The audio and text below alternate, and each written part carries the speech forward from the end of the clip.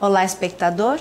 Estamos novamente aqui com o nosso programa Interview em Saúde, realizado pela Associação Médica do Mato Grosso do Sul. Hoje a nossa convidada é a doutora Flávia Tortu. Ela é formada pela Uniderp, ela tem residência médica em clínica médica pela Universidade Federal do Mato Grosso do Sul, fez a residência em endocrinologia no Hospital Servidor Estadual IANSP em São Paulo. Ela é preceptora da residência médica em clínica médica do Hospital Universitário e é a atual presidente da Sociedade de Endocrinologia e Metabologia do Estado de Mato Grosso do Sul. Flávia, é um prazer ter aqui no nosso programa. Fazia algum tempo já que eu queria te convidar para a gente discutir um pouquinho sobre um assunto super polêmico que é chamado de reposição hormonal. A gente sabe que o nosso corpo ele é todo, digamos assim, regulado, né, através dos hormônios. É o hormônio para você menstruar, para você parar, para você envelhecer, para você poder ser adolescente. O hormônio está presente em tudo do nosso metabolismo. E a gente sabe que ultimamente tem tido muita reposição de hormônio ou até freio dele, né? Hoje, por exemplo, na adolescência, a gente já discutiu esse tema no ano anterior no nosso programa, que são crianças que começam a ter uma puberdade antes da hora e a gente tem que fazer o contrário, tem que frear para poder deixar o corpo ir no momento correto. Explica para mim um pouquinho como é que funciona e por que dessas reposições hormonais, por favor. Primeiramente, obrigada pelo convite, fico muito honrada. Bom, então a endócrina é justamente essa área que estuda os hormônios. Os hormônios são muito importantes em cada etapa da nossa vida. E hoje, infelizmente, a gente tem tido um abuso no uso de hormônios, né? A reposição hormonal, ela acontece para aqueles pacientes que têm hipofunção, ou seja, uma diminuição da função endócrina. Então, nesses pacientes, a gente realmente necessita fazer a reposição hormonal. Mas o que tem acontecido, Maria José, é que algumas pessoas têm usado hormônio com os níveis normais. E isso faz muito mal para a saúde, né? Traz algum malefício para a saúde, principalmente a longo prazo. Para nós que somos médicos, é uma coisa um pouquinho complicada a gente entender se um corpo que está regulado e vai bem e não tem sintoma daquela falta de hormônio, né? Ou seja, não tem doença, né? Por que a pessoa vai fazer uma reposição hormonal? Existe algum efeito que é assim mais divulgado, que é propagado, que as pessoas desejam? Então, a gente vive uma era onde as pessoas têm buscado uma beleza inalcançável, né? E isso a gente vê todo dia no consultório. E também tem se propagado muito a prevenção de doenças buscando uma longevidade. Então isso hoje é um termo muito utilizado. E aí surgiu-se então a tal da medicina anti-aging, que infelizmente é uma má prática médica. O Conselho Federal de Medicina não reconhece e até proíbe essa prática de anti-aging. Mas isso tem sido uma prática médica ou também de outros profissionais, Flávia? Que a gente tem percebido isso também, né? Infelizmente dentistas têm entrado nessa também. A gente tem tido alguma divulgação inapropriada dessa prática.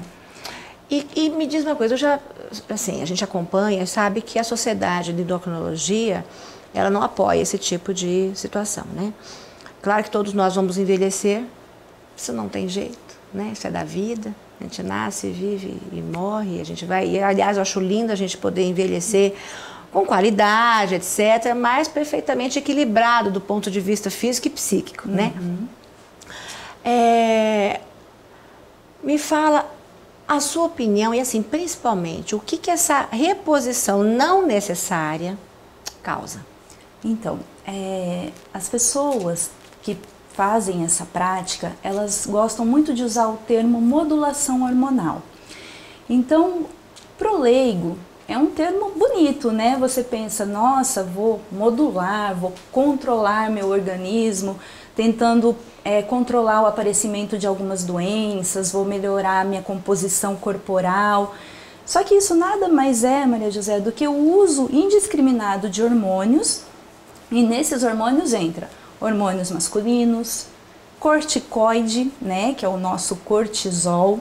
E ele é tão temido, todo mundo tem tanto medo de usar corticoide, paciente reumatológico, né? Exatamente, porque ganha peso e nessas fórmulas entra um corticoide, hormônio tiroidiano, um mix de fitoterápico, vitaminas, e eles propagam que isso preveniria o envelhecimento, preveniria o aparecimento de doenças, o que não é verdade. Infelizmente, o uso desses hormônios tem prejudicado muita gente. Então pode haver aparecimento de hipertensão arterial, retenção hídrica, né? Então a pessoa começa a reter líquidos e isso aumenta a pressão, aumento do tamanho do coração, aumento do colesterol ruim, que é o LDL. Com isso a gente aumenta o risco cardiovascular, o risco de ter um infarto, de ter um derrame, aumento do risco de câncer, aumento do risco de trombose. Então a gente tem um amplo espectro de complicações. E principalmente na mulher, não é? Porque mulher é danada para fazer mais trombose, fazer mais complicações, etc. E é a que é a mais escrava da beleza. Exatamente. E é importante a gente alertar isso, né, Flávia? Porque assim, realmente hoje em dia a gente vive um culto à beleza. A gente tem um salão de beleza em cada esquina, né? Na cidade, em todas as cidades. Todo mundo pensando só de ter o dente perfeito, de ter tudo perfeito, isso. E começam os riscos. Então você me diz que essa reposição hormonal, desta forma, não tem nenhum apoio de literatura, não tem nada provado cientificamente, nada. Isso não, pelo contrário, né? Os estudos que a gente tem são estudos mostrando malefícios para os pacientes. Inclusive, estão usando muito hormônio tiroidiano com o intuito de emagrecimento, fixaram um valor de referência que não existe na literatura, então eles falam que o TSH tem que ficar abaixo de 2,5. Eu já escutei isso. Isso não existe, né? É. E a gente vê que pacientes mais velhos, quando eles têm o TSH mais baixo, há um aumento de mortalidade. Então é totalmente contra o que a gente tem de evidência científica. Seria uma prática médica baseada no empirismo, o que hoje não cabe, né? A gente sempre tenta fazer a medicina baseada em evidência. Entendi. E vamos tocar no assunto, então, que é uma situação real. A tal da reposição, depois quando a mulher vai ficar, né, passa a menopausa e tem reposição hormonal, não tem? Isso está indicado. Isso está indicado. Mas a gente sabe também que existem alguns problemas também que tem que ser controlados, não tem? Com os hormônios que são feitos. Fala um pouquinho pra gente, o que pode acontecer, por exemplo, uma reposição hormonal mesmo terapêutico, né? Mesmo terapêutico. Qual que é a função do hormônio dado, por exemplo, na menopausa?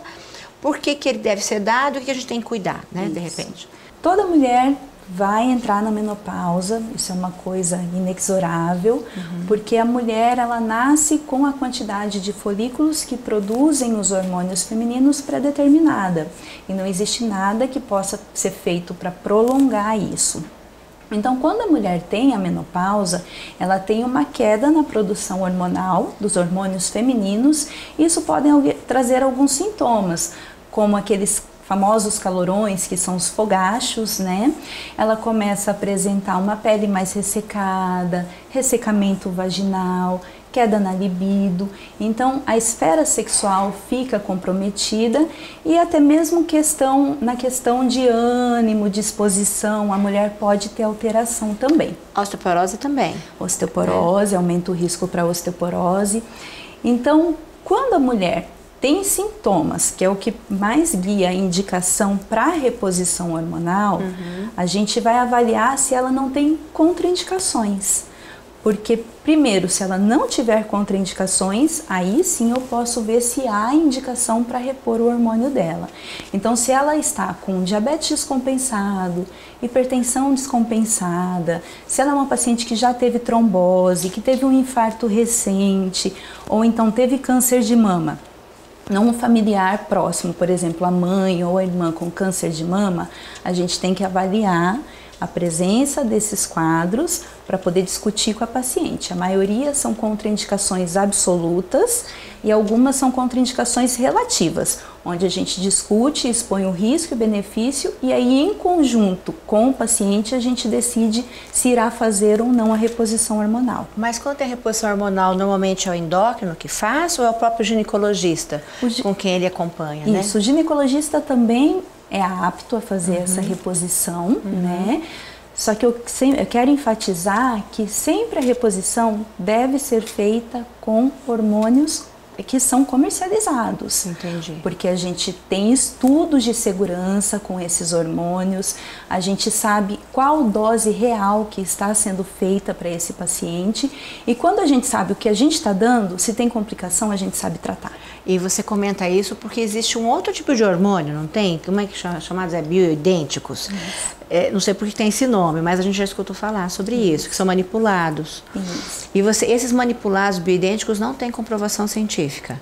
Na verdade, o termo bioidêntico, ele pegou não só no Brasil, inclusive mundo afora estão usando esse termo, que seriam hormônios que têm a estrutura quimicamente, molecularmente igual ao dos hormônios que a gente produz. Sim. Só que, na verdade, os hormônios que são comercializados na farmácia também são bioidênticos. Sim. Então, isso nada mais é que uma estratégia de marketing para poder vender mais. Porque quando você chega e romantiza isso, fala para o paciente, são hormônios bioidênticos, não vai te fazer mal porque o seu corpo já produz. Então o paciente vai lá comprar achando que está fazendo um grande negócio. Entendi. E me diz uma coisa, a endócrina eu vejo que sempre faz palestras, né, de orientação, de capacitação. A sociedade hoje ocupa o espaço dentro da associação médica e eu já vi inclusive palestras feitas inclusive com a ginecologia obstetrícia, né? Para poder estar orientando todos esses fatores. E a gente preocupa muito assim, porque a gente sabe que hoje a mídia, ela divulga qualquer coisa, né? Desde que você pague, desde que você tenha acesso. E muitas vezes o médico ele é taxado como chato, né? Como muito rígido, né? Não gosta de nada. Por quê? Porque nós temos responsabilidade, né, Flávia? Se um dia a gente prescrever um hormônio, aquilo fizer mal, mesmo que você oriente, mesmo que você controle, isso nos dá, né, nos causa, a gente responde por isso, pela responsabilidade. Então, realmente é muito complicado quando pessoas que não têm habilidade para fazer, passam, né, tomam conta de uma situação que elas não conseguem controlar. Nem conhecimento suficiente, porque a gente tendo conhecimento, os problemas ainda acontecem, né, Flávia? Que ninguém deseja, mas acontece porque não está escrito na testa de ninguém quem vai complicar, quem não vai, quem vai ter efeito colateral, quem não vai. Então é muito importante a gente poder orientar o nosso público que procure profissional sério, profissional titulado, né, pelo menos com residência médica ou que tem o título, né, da Associação Médica Brasileira, porque ele realmente passou por todo um screening, que é a nossa grande discussão, né? Então nós temos muito cuidado de, quando a gente for procurar um profissional, ter um histórico dele, a gente possa confiar nas suas condutas, né, Flávia? Você quer deixar mais um recado para o nosso espectador? Então, hormônio é coisa séria, né? Então hoje há essa banalização, principalmente devido à mídia, que enfatiza essa busca incansável pela beleza, por um estilo de vida mais saudável. Mas claro, a melhor medicina contra envelhecimento é você não fumar, não ingerir álcool, você ter uma alimentação regrada, manter o seu peso, fazer exercício físico. Isso sim vai deixar você mais saudável. O uso de hormônios, ele traz efeitos muito graves, bloqueia a sua produção hormonal. Quando você retira, você tem sintomas horríveis, pode até necessitar de internação. Então, com hormônio não se brinca. E o profissional habilitado para trabalhar com hormônio é justamente o endocrinologista. Então, a gente precisa fazer 2 anos de residência de clínica médica, 2 anos de residência de endócrino, depois vem a prova de título, que é difícil pra caramba. Então, hoje a gente tem boas informações também na internet. Basta as pessoas procurarem fontes confiáveis, como o site do Conselho de Medicina, o site das sociedades médicas, que lá você consegue saber qual profissional que você está procurando. Adorei. Obrigada, Flávia. E você, espectador, já sabe que não é tudo que a gente ouve, que a gente vê, que a gente tem que confiar. Nós temos que realmente ter uma crítica e fazer uma busca atrás de profissionais sérios e de sites confiáveis. Obrigada e mande a sua sugestão do que quer ouvir. Mande e-mail para amms@eventostv.net. Obrigada.